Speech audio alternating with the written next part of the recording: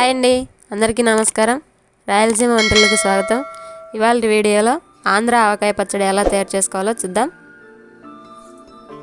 వీటి కోసం నేను కొత్తపల్లి కొబ్బరి మామిడికాయ ముక్కలను తీసుకున్నాను. వీటిని ముందుగా శుభ్రంగా కడుక్కొని మీడియం సైజు ముక్కలుగా కొట్టించుకోవాలి.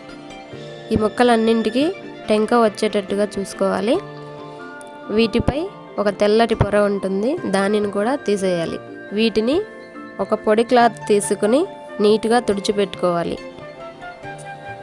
ఈ పచ్చడి చేసుకునేటప్పుడు అస్సలు తడి లేకుండా చూసుకోవాలి. ఈ ముక్కలను నేను 2 కేజీలు తీసుకున్నాను. ఇప్పుడు పచ్చడికి కావలసిన పదార్థాలు చూద్దాం.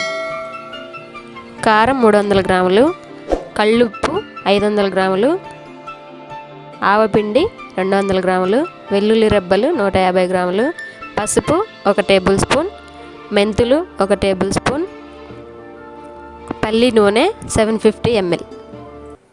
ఇప్పుడు ఈ ముక్కల్లో ఈ కారం బయట నుంచి తెచ్చింది కాకుండా మంచి మిరపకాయలతోటి మరాడించుకొని వేసుకుంటే టేస్ట్ చాలా బాగుంటుంది. ఈ ఆవపిండి కూడా కొద్దిసేపు ఎండలో ఎండబెట్టి మిక్సీ పట్టుకొని వాడుకోండి.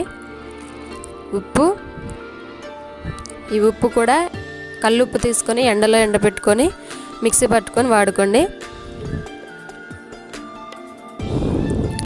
1 టేబుల్ స్పూన్ మెంతులు, ఈ మెంతుల్ని కూడా కొద్దిసేపు ఎండలో ఎండబెట్టుకొని మిక్సీ పట్టుకొని వాడుకోండి. 1 టేబుల్ స్పూన్ పసుపు, 150 గ్రాములు వెల్లుల్లి రెబ్బలు. ఇదంతా వేసుకొని బాగా కలుపుకోండి.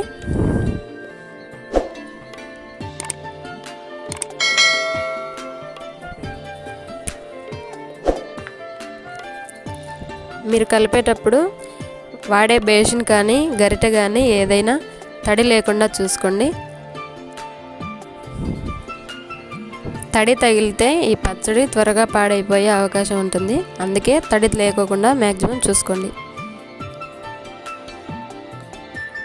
ఇలా బాగా కలుపుకున్న తర్వాత పల్లి నూనె కొంచెం కొంచెంగా వేసుకుంటూ నెమ్మదిగా కలుపుకోండి.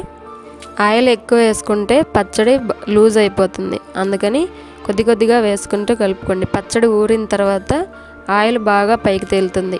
నూనె మరీ పైకి తేలినట్టు కాకుండా ఇక్కడ చూపిస్తున్న విధంగా పొడి పొడిగా ముక్కలన్నింటికి అంటేలా చూసుకోవాలి.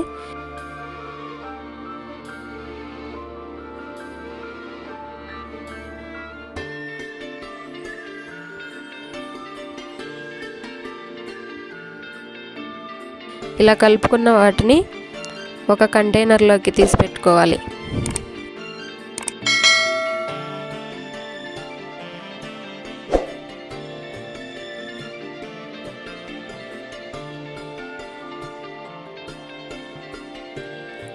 ఇలా కంటైనర్లోకి తీసి పెట్టుకున్న పచ్చడిని 3 రోజుల పాటు కదపకుండా ఉంచితే పచ్చడి బాగా ఊరుతుంది. పచ్చడి ఊరినట్టు మనకు తెలియాలంటే నూనె పైకి తేలి ఉంటుంది. అప్పుడు పచ్చడిని ఒకసారి టేస్ట్ చేసుకుని ఉప్పు కారం ఏవైనా తక్కువైనట్లు అనిపిస్తే మళ్ళీ ఒకసారి కలుపుకోవచ్చు. అంతేనండి, ఆవకాయ పచ్చడి రెడీ అయ్యింది.